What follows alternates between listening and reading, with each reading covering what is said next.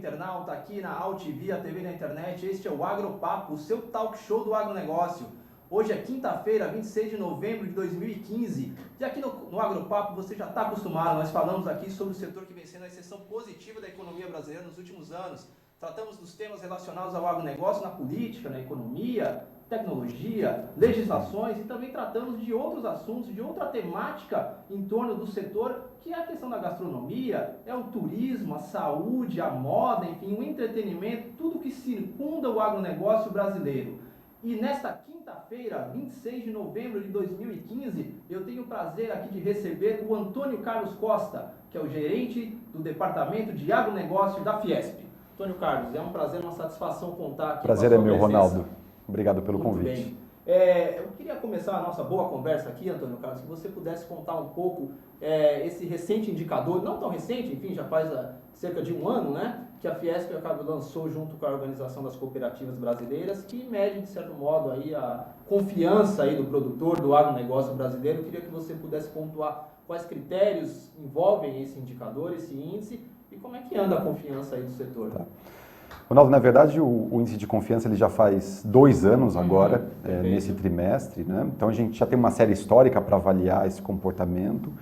Indicador de confiança, ele tem sido cada vez mais usado recorrentemente nas análises econômicas no Brasil, ainda mais numa situação de crise, né?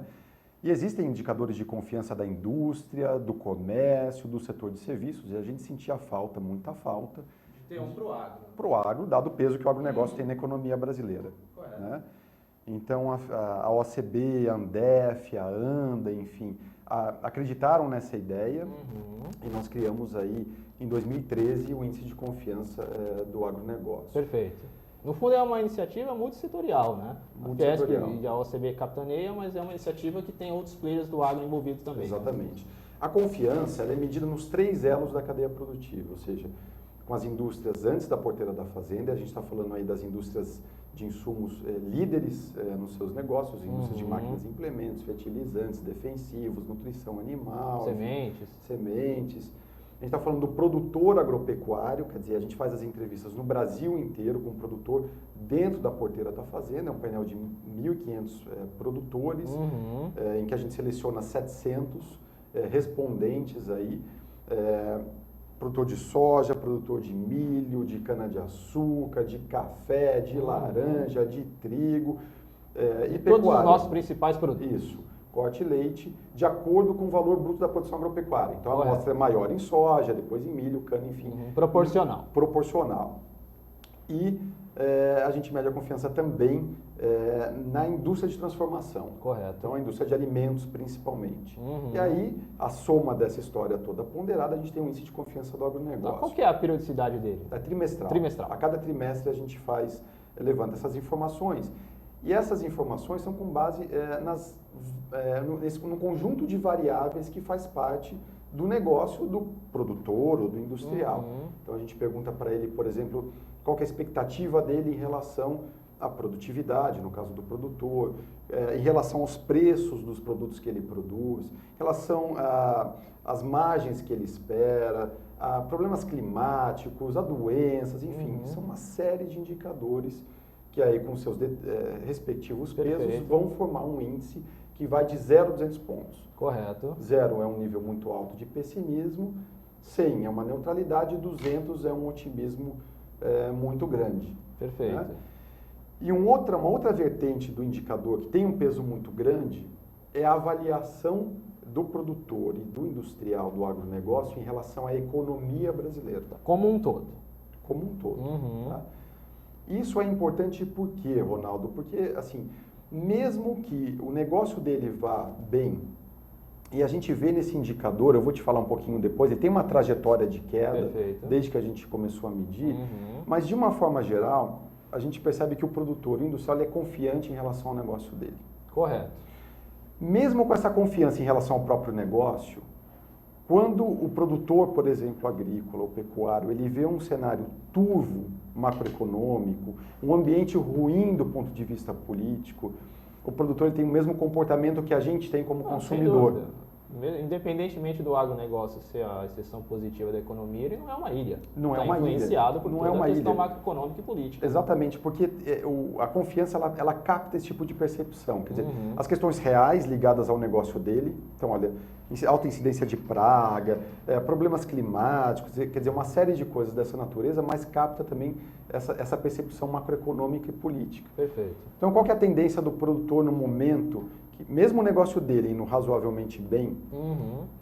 que eu estava falando, aliás, de como agente consumidor. Como Sem consumidor, eu sou executivo da Fiesp, Uhum. mas eu tendo a retrair os meus investimentos ou os meus gastos num cenário turbulento, assim que a população age de uma maneira geral. E o produtor tem a mesma atitude, ou seja, frente a um cenário turbulento, ele tem Comportamento de cautela. um comportamento de uma cautela que não teria se o ambiente fosse melhor. Uhum. Né? Então, mesmo com os indicadores favoráveis no negócio dele, ele tem uma preocupação macroeconômica e isso se reflete no comportamento de compra dele. Perfeito. Então, quem é que sofre com isso? A indústria de insumos. Uhum. Né? Então, a gente vê, quer dizer, a indústria de insumos, também desde quando a gente começou a medir a confiança, a indústria de insumos era a mais confiante dos 3 elos. Tá. E houve um descolamento muito grande, porque é a indústria de insumos e depois a indústria de bem de capital a que mais sofre com essa desconfiança, com esse desconforto do produtor em relação ao cenário Justamente porque ele macroeconômico. está no meio da cadeia produtiva. Exatamente. Ele é o agente, o principal agente, o principal elo, Isso. tanto junto com a indústria de transformação, quanto na parte de fornecedores de insumos. Né? Quando ele coloca o pé no freio, ele vai colocar o pé no freio, quem vai sentir essa freada é justamente o fornecedor, o produtor, que é a indústria de insumos antes da porteira da fazenda. Uhum. E você pontuou que o índice ele começou dentro de um determinado patamar, dentro de um determinado nível e vem regredindo, né? Como é que foi esse histórico aí nesses últimos 2 anos? Olha, o índice começou com 104 pontos, mais ou menos o índice global, a gente está falando, como eu te disse, insumos estava, além disso, estava com quase 110, é um nível de confiança muito alto. Perfeito. E a partir de lá, existe uma tendência muito clara de queda, quer dizer, uma deterioração muito forte da confiança.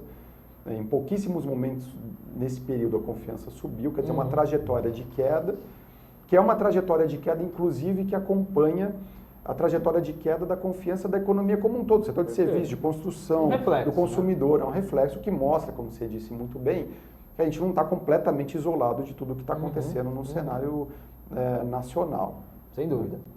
Legal. E nesse momento, como é que está a confiança aí vamos dizer assim, dos três principais categorias aí do índice? Dá para a gente pontuar dessa maneira? Como é que está a confiança do setor de insumos, a confiança do produtor rural. Sim, e a confiança da indústria transformadora? Sim. Esse ano, acho que vale a pena fazer uma recapitulação. 2015 foi um ano muito desafiador para a economia como um todo. Para o agro também não foi muito diferente, né? Se a gente for pegar os relatórios do Boletim Focus lá em janeiro do Banco Central, o que o Focus previa, o mercado financeiro previa, para a inflação, para a PIB, para a taxa Selic para esse ano, foi completamente... Tudo foi se deteriorando. PIB, né? Quer dizer, o Banco Central, assim, esses agentes econômicos previam um crescimento de PIB para esse ano, por exemplo, lá em janeiro. Né? Então, tudo isso sofreu uma reversão, que foi uma reversão possivelmente nunca vista, ou poucas vezes vista. No agro aconteceu, foi um teste esse ano muito importante para o índice de confiança. Então, a gente teve lá no primeiro trimestre do ano uma situação de indicadores macroeconômicos muito favoráveis para o agronegócio e uma possível contradição que apareceu, porque, olha, primeiro trimestre, PIB do agro crescendo 4%, enquanto o resto da economia toda estava caindo. É o período da colheita também, né? De safra de grãos e tudo. Confirmação de safra recorde de grãos. O câmbio, o dólar aí se apreciando, né, de uma forma assim muito constante, quer dizer, abrindo uma perspectiva favorável, fazendo um contraponto aí à queda dos preços das commodities no mercado internacional. Compensando, de certo Compensando. modo. E aí aparece essa possível contradição com uma queda de 8 pontos na confiança. E aí, inclusive lá na Fiesp, eu questionava, mas escuta, como é que está caindo a confiança no primeiro trimestre num cenário de indicadores tão bons assim? Perfeito. Algo, de certo modo, meio paradoxal, mas que justamente demonstra essa relação umbilical do agro com o setor macroeconômico. Aí, com o setor macroeconômico. Então, reforça mais uma vez essa tese de que o produtor, a confiança do produtor em relação à economia como um todo, ela está em níveis muito baixos. Né? E isso contamina a percepção dele, com isso ele não faz as aquisições, como eu já disse. Então, não é uma contradição. Realmente ele está muito preocupado com o cenário macroeconômico. Certo. Né? O segundo trimestre foi um trimestre muito difícil pela essa escassez do crédito pré-custeio. Quer dizer, a gente pegou aí uma escassez de crédito, por exemplo, no caso da soja, uma queda aí de 79% do desembolso. Até aproveitando esse teu gancho, um dos pontos aí que o indicador demonstrou foi justamente uma certa volta da preocupação do produtor brasileiro em relação ao crédito, né? Isso demonstra que a gente está meio que regredindo nesse aspecto. Qual que é a tua avaliação? Isso é interessante, porque o crédito ajudou a puxar o indicador ainda mais para baixo no segundo trimestre, né? E aí tem uma correlação muito positiva ou negativa, enfim, com o que aconteceu na economia real, e ele continuou caindo no terceiro trimestre. O crédito, Ronaldo, é o seguinte: quando a gente começou a fazer a medição do índice lá no último trimestre de 2013, a gente pergunta para o produtor quais são os maiores problemas para o negócio dele. É uma resposta livre, o produtor vai lá e fala, olha, é clima, alta incidência de pragas e doenças, eu tenho muito problema aqui com, enfim, ele indica lá, e crédito nunca foi um problema, assim, nas primeiras sondagens, que aliás eram os últimos problemas para o produtor. E a gente ainda até falou, olha, a gente precisa... Isso é um recado importante, quer dizer, o financiamento, o crédito agrícola no Brasil é um caso de sucesso. Perfeito. Né? E aí, aos poucos... Foi um dos fatores que alavancou a agropecuária. Exatamente. Não dá para negar isso. Exatamente. E era uma questão resolvida para o produtor. E a partir de um determinado momento, isso começou a aparecer como um problema para ele. Muito bem, Antônio Carlos. Vamos chamar aqui o primeiro intervalo do Agropapo desta quinta-feira, 26 de novembro de 2015. Relembrando que você pode rever este e outros programas também no nosso canal do YouTube. É só digitar lá na busca Agropapo. Bom, vamos ao primeiro intervalo e voltamos já já.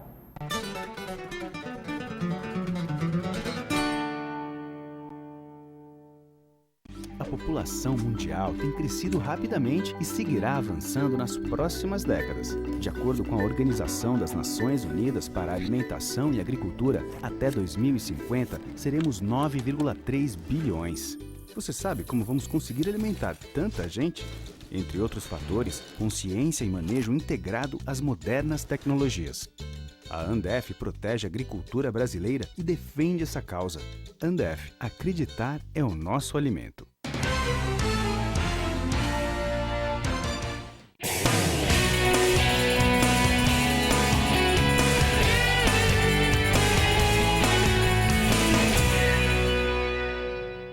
Entenda quão presente o campo está no cotidiano da cidade. Cenário Agro, revista eletrônica com reportagens, entrevistas e artigos sobre agricultura e as boas propostas para se produzir alimento, fibras e energia, com respeito ao meio ambiente e às pessoas que cultivam a terra ou consomem seus produtos. Cenário Agro, o campo no seu dia a dia.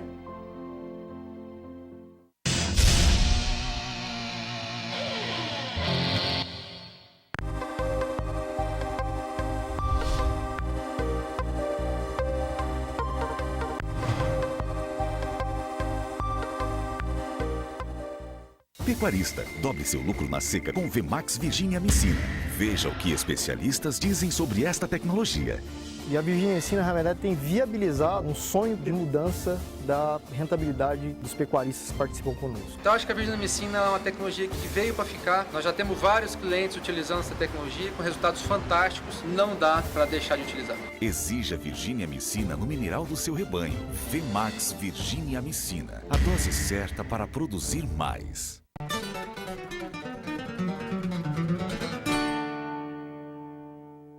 E voltamos com o Agropapo, seu talk show do agronegócio, aqui na AltV, a TV da internet, nesta quinta-feira, 26 de novembro de 2015. E eu quero deixar um recado aqui para os nossos telespectadores que vêm prestigiando o Agropapo, o pessoal lá de Nova Alvorada do Sul, Mato Grosso do Sul, na área forte aí, na área de pecuária, também da cana-de-açúcar, enfim, setor cicloenergético. Um abraço aí para o José Geraldo, para o Marcelo, para o Maicon, para a Cleusa, enfim, que vem prestigiando o Agropapo. Bom, e continuando aqui a nossa boa conversa com o Antônio Carlos Costa, gerente do Departamento de Agronegócio da Fiesp. Antônio Carlos, no bloco anterior nós falávamos aí dessa, vamos dizer assim, retomada da preocupação do produtor rural, do agronegócio em geral, em torno do crédito. Você entende que o Brasil precisa aí de uma reformulação aí no modelo de financiamento agrícola? Como é que você enxerga isso ainda, de certo modo, ainda o setor dependente muito do crédito rural oficial? Não é o momento de diversificar? Não é a necessidade de diversificar isso? Isso é uma questão sempre premente, acho que aprimorar, diversificar é uma questão importante, a gente pode até falar um pouco disso. De qualquer jeito, a gente tem historicamente um crédito agrícola que funciona no Brasil. E ao contrário do que acontece nos nossos concorrentes internacionais, ele não direciona de forma artificial a produção para essa ou para aquele produto. Perfeito. Né?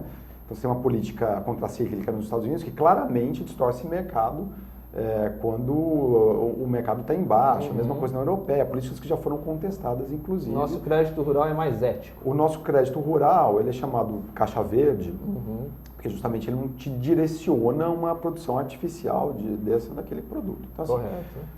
E ele tem uma correlação direta, se for colocar o crédito, aumento da produção, a eficiência, a produtividade, quer dizer, a gente vê que esse crédito, esse recurso, ele está sendo muito bem aproveitado. Essa é uma mensagem que a gente precisa conseguir vender para a sociedade como um todo. É um crédito muito bem aplicado quando a gente fala isso para o agronegócio. Então esse é um primeiro ponto. Como eu estava te falando, a maior prova disso é que o produtor estava muito satisfeito. Né? Quando a gente começou a medir lá, era uma das últimas preocupações. Então, quer dizer, sinal de que funciona, de que foi funciona uma política bem, precisa aprimorar, precisa ter aquele planejamento de médio prazo, quadrianual. Lógico, isso dá mais previsibilidade, seria algo muito importante, esse aprimoramento. De qualquer jeito, já é um modelo interessante. Agora, o que aconteceu no caso do crédito é que no último trimestre do ano passado, de 2014, a preocupação com crédito, que era mínima, ela deu um salto gigantesco. Por quais motivos? E passou a constar como um cenário dos macroeconômico? Cenário macroeconômico. Né? Então, uma dificuldade maior em relação ao crédito, à captação. E, na verdade, quem está falando isso não é uma estimativa, não é o produtor que está falando, é uma entrevista que a gente faz a campo diretamente com ele. Fonte primária. Fonte primária. Então, ele está dizendo, está preocupado. Então, antes ainda do crédito ter esse destaque todo com a falta do crédito pré-custeio que aconteceu no primeiro semestre desse ano, e essa é uma questão importante dos índices de confiança, que é antecipar algumas ações de mercado, algumas preocupações, algumas coisas que vão acontecer ainda. Correto. Lá no último trimestre do ano passado, a imprensa repercutiu essa nossa sondagem como, olha, luz amarela no campo, quer dizer, em relação principalmente ao crédito. E a partir de lá, a preocupação só subiu e hoje ela está incorporada entre as 4 principais preocupações do produtor.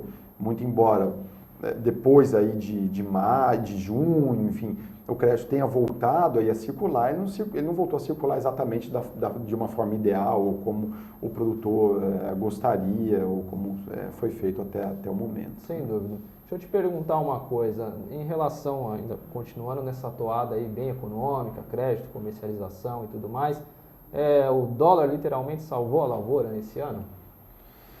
Ronaldo literalmente salvou a lavoura, porque olha só, a gente começa no passado a um plantio, a um câmbio de 2,24.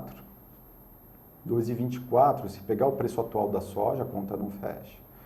Então, lógico que tinha um caminho natural de apreciação do dólar frente ao real.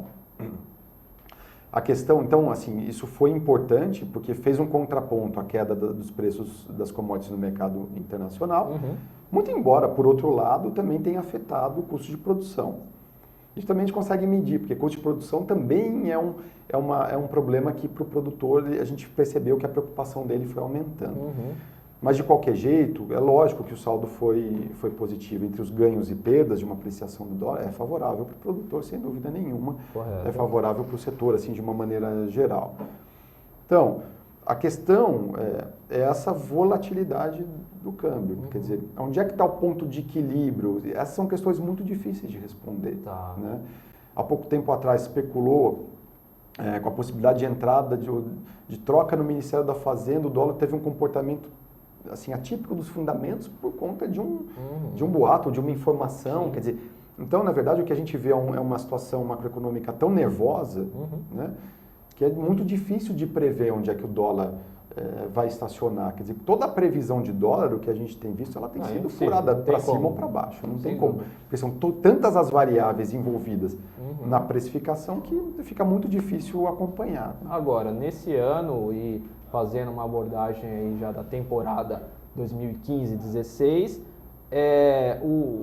a relação é inversa, né? Nós temos aí desdobramentos para a agricultura em relação ao dólar de uma maneira diferente. O agricultor, nesse momento, para esse plantio da safra de grãos, ele teve que adquirir os seus insumos num preço muito maior, né? Quais são os desdobramentos que a gente pode, de certo modo, tentar antever aí para comercialização em 2016?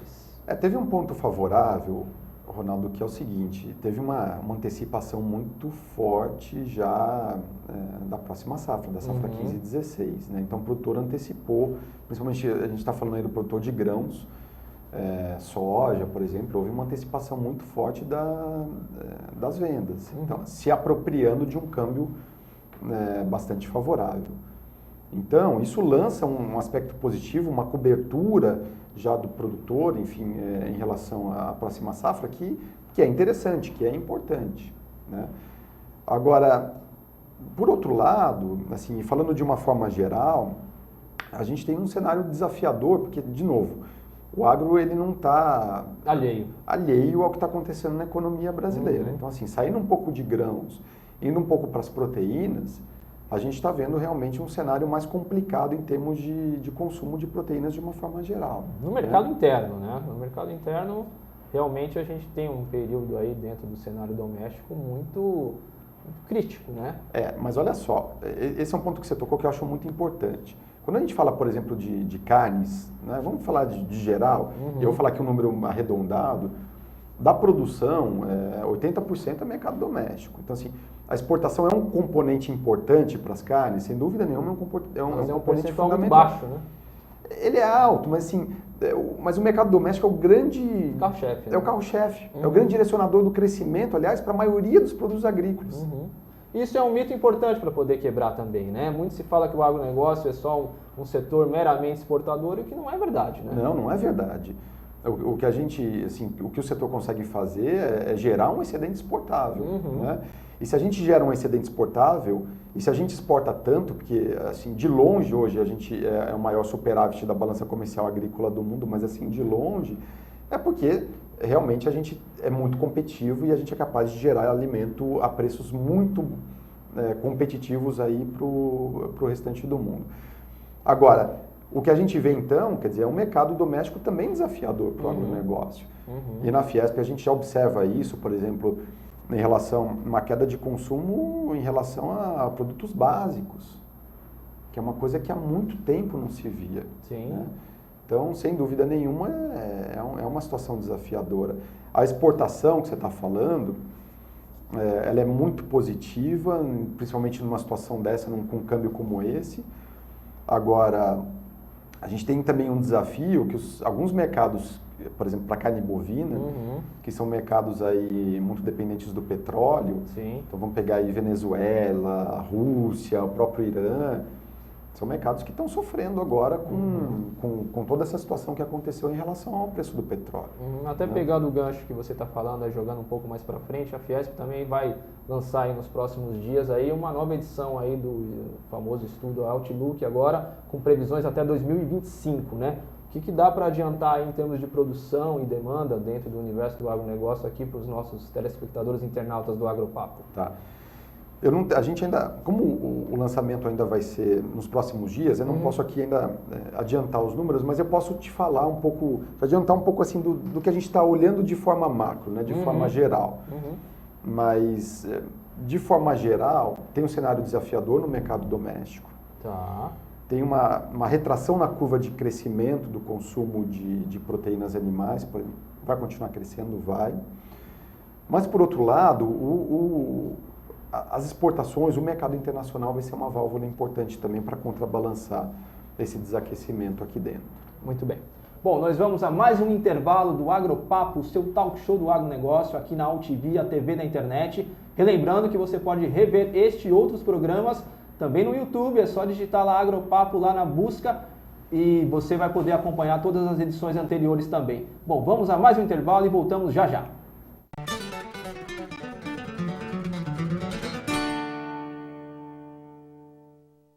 A população mundial tem crescido rapidamente e seguirá avançando nas próximas décadas. De acordo com a Organização das Nações Unidas para a Alimentação e Agricultura, até 2050 seremos 9,3 bilhões. Você sabe como vamos conseguir alimentar tanta gente? Entre outros fatores, consciência e manejo integrado às modernas tecnologias. A Andef protege a agricultura brasileira e defende essa causa. Andef, acreditar é o nosso alimento.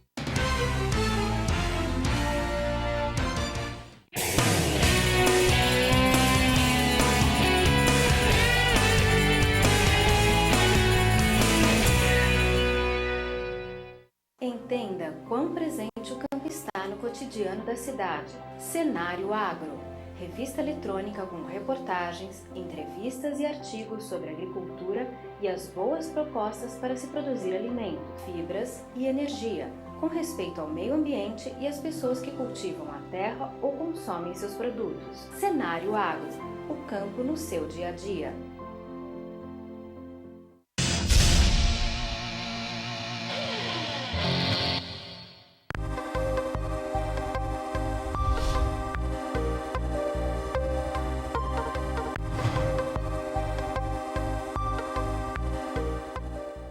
Pecuarista, dobre seu lucro na seca com o VMAX Virginia Amicina. Veja o que criadores como você dizem sobre esta tecnologia. Hoje, a Virginia Amicina, no meu sistema de produção, ela é indispensável. O que eu estou tendo de resultado é justamente utilizando a Virginia Amicina. A Virginia Amicina realmente dá resultado. Já tenho recomendado para vários pecuaristas. Demorou, errou. Viu como é simples? Exija Virginia Amicina no mineral do seu rebanho. VMAX Virginia Amicina. A dose certa para produzir mais.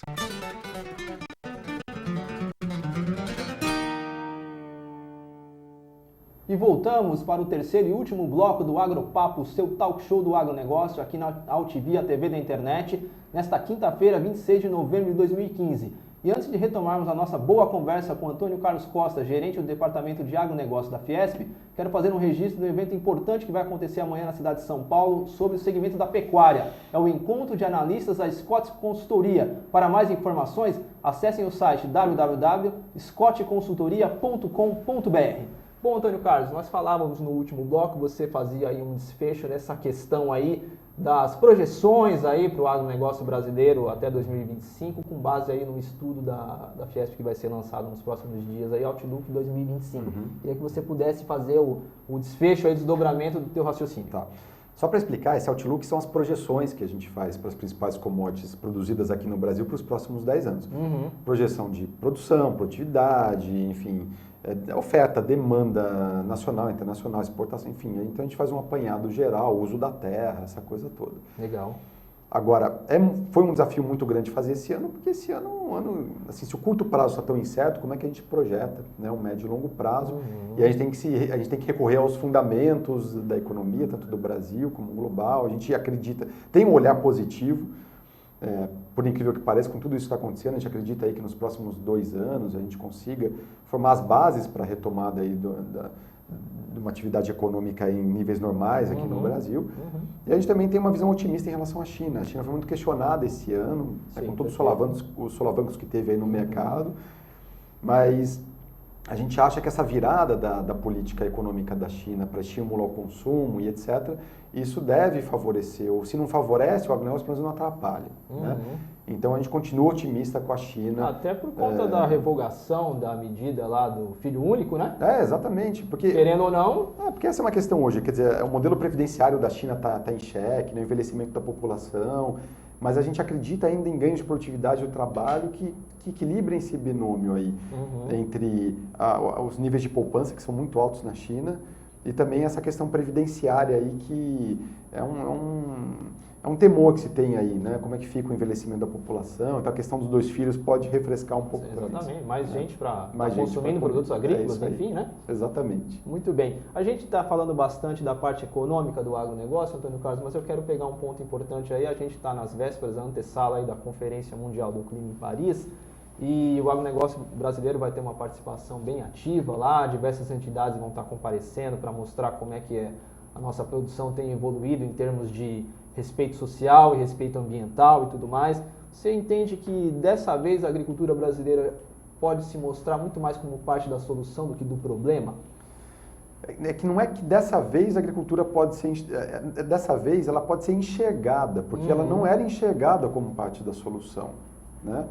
E fica muito claro agora que ela é sim parte da solução. Se a gente pegar as INDCs, né, que são as contribuições nacionais, enfim, a proposta que o Brasil... Os compromissos do Brasil. Os compromissos que o Brasil assumiu nessa negociação do clima, eles são cumpridos basicamente pela atividade agrícola e pecuária. A intensificação de pastagem, a energia renovável, a integração lavoura-pecuária e por aí vai. Então, quer dizer, a gente tem a solução para o compromisso brasileiro, ou para o cumprimento do compromisso brasileiro, está muito em cima da atividade agropecuária. Nós temos trunfos a apresentar, né? A agricultura tem trunfos a apresentar em termos de produção ambientalmente correta, né? Tem, só que tem uma coisa importante, isso não vem do nada. Isso vem de uma lição de casa que o setor vem fazendo já há muito tempo. Então, a recomposição florestal através do Código Florestal, quanto tempo a gente discutiu isso? Abertamente, com a sociedade, no Congresso. Então, o Brasil hoje tem uma proposta que nenhum outro país tem em relação à recomposição florestal. O Brasil aprovou recentemente agora uma lei de biodiversidade, de acesso a recursos genéticos e repartição de benefícios. Que país tem isso para apresentar? O Plano ABC, que veio do compromisso que o Brasil assumiu na COP de Copenhague, lá COP 15, nasceu de lá uma política setorial, que foi o Plano ABC. Que país que tem, né, um direcionamento da sua política agrícola para práticas ainda mais sustentáveis, recuperação de pastagem, plantio direto e etc. Então, quer dizer, o Brasil tem muitos ativos para apresentar, porque o setor trabalhou muito e muito duro em cima da construção desses ativos, né? Desse esforço, muitas vezes com uma discussão árdua, uma discussão difícil, e que se mostra agora, exatamente nesse momento, ele é conseguido, o governo enxerga, a sociedade consegue enxergar finalmente e dar o valor para o agronegócio como solução da questão e menos como um problema, como era apontado até o momento. Você acredita que essa questão do Brasil realmente ser enxergado como um setor produtivo sustentável, isso não deve ser explorado de uma maneira mais significativa por nós em termos de diferencial competitivo no mercado internacional? Não está faltando isso?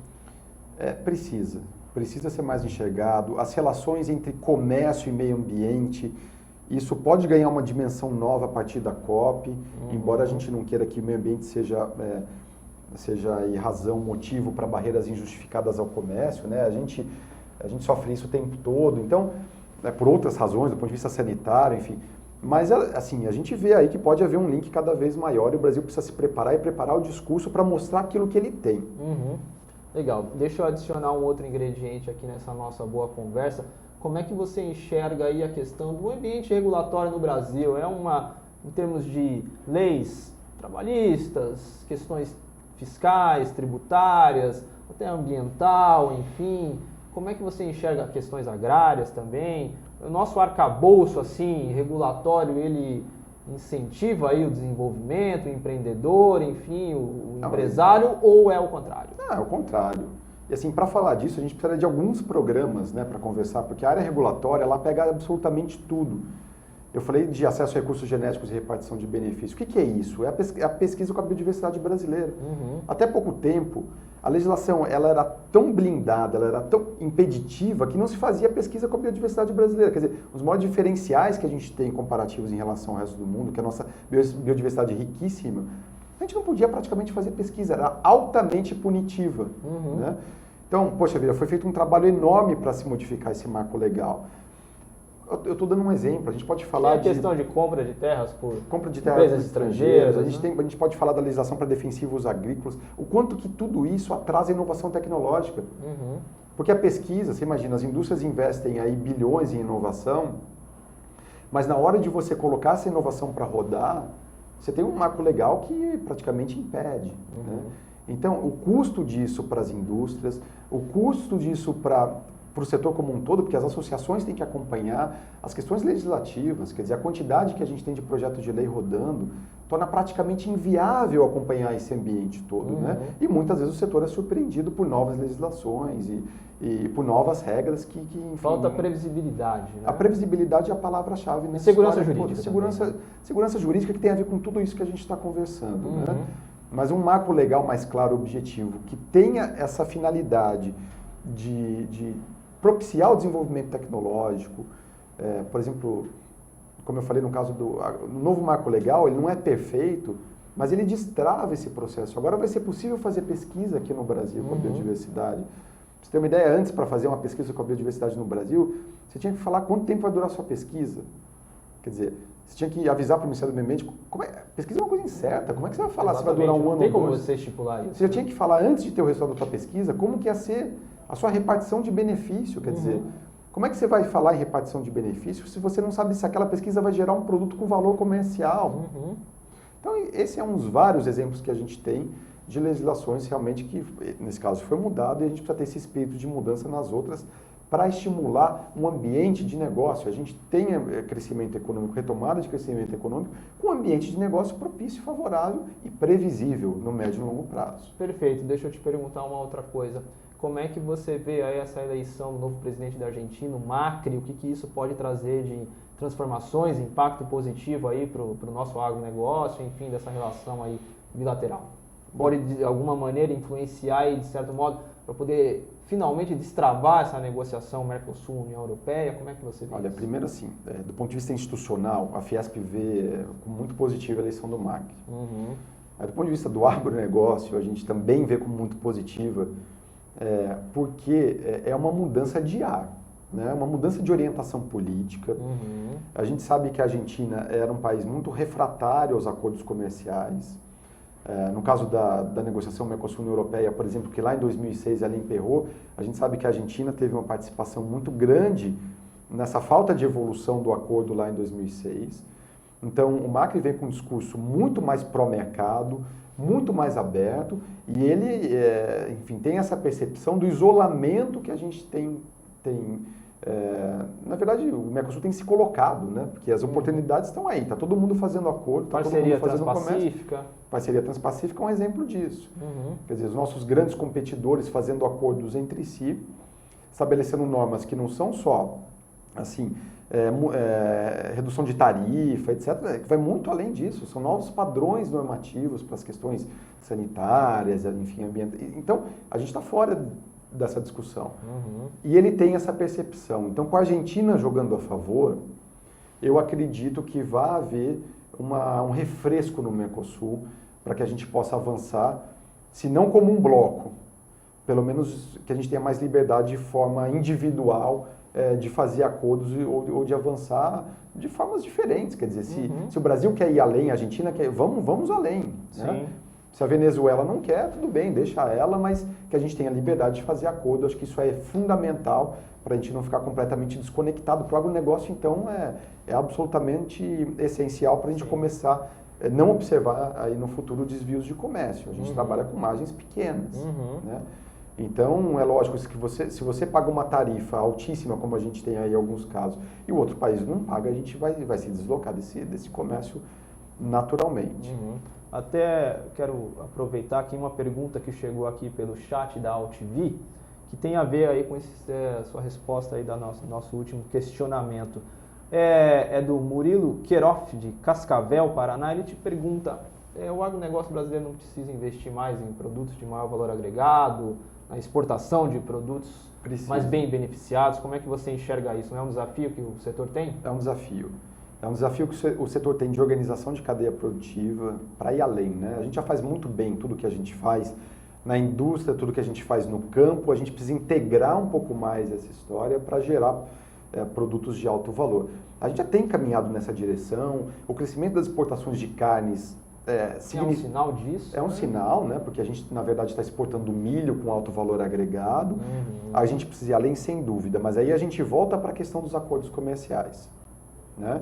Então, assim, acordos comerciais, elas vão além das negociações sanitárias. A gente vê aí um esforço do governo brasileiro, do Ministério da Agricultura, da ministra Cátia Abreu, para ampliar os acordos sanitários, por exemplo, e a gente vê uma abertura maior da China, etc., mas a gente precisa também caminhar na direção da redução das tarifas de exportação. Porque a gente tem uma lógica no mercado internacional que é a seguinte: quanto maior o valor agregado ao produto, maior é a tarifa incidente sobre esse produto. Correto. Então, por exemplo, a gente vende soja com tarifa zero para o mundo inteiro. Você vai vender o óleo de soja, que é uma agregação em relação à soja, a gente já paga uma tarifa maior.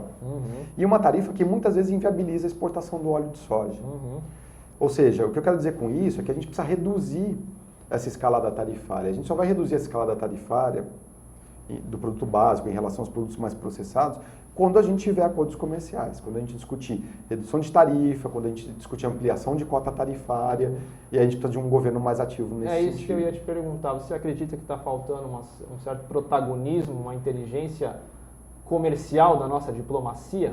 Tenho certeza. O crescimento que o Brasil experimentou nos últimos 10 anos foi um crescimento absolutamente natural.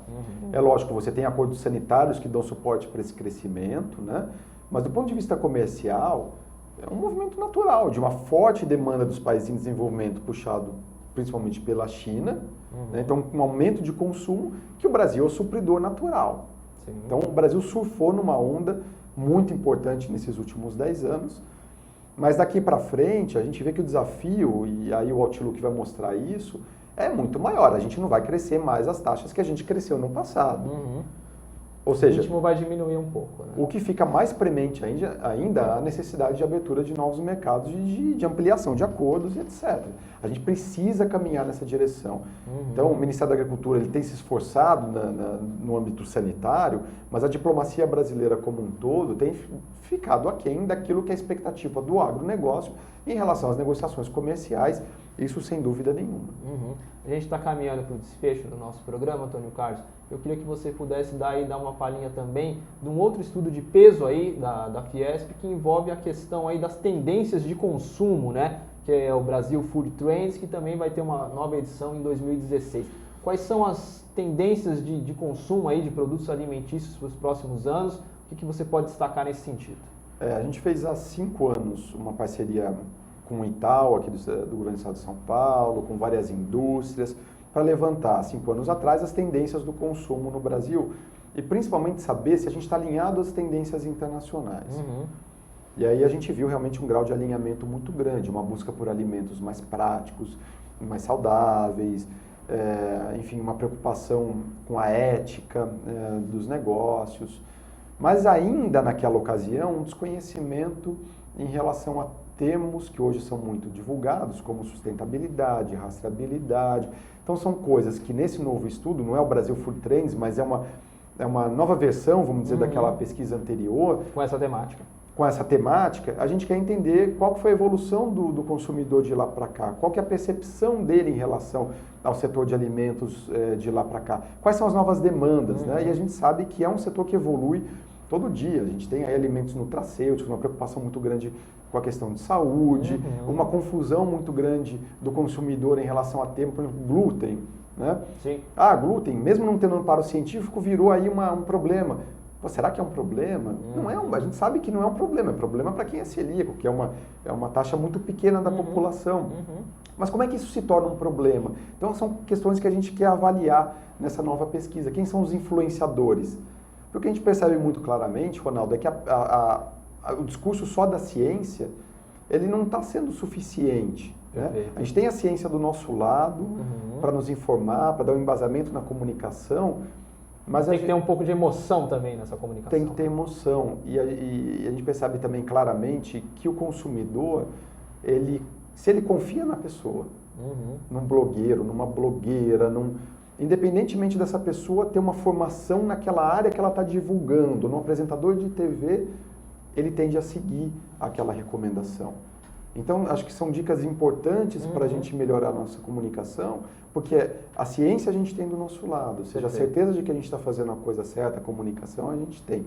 A questão agora é o próximo passo de como fazer isso chegar de uma forma a tocar o consumidor. Poder influenciá-lo de uma maneira positiva, mas com base em argumentos absolutamente técnicos e verdadeiros. Né? Exatamente. Muito bem. Mesmo.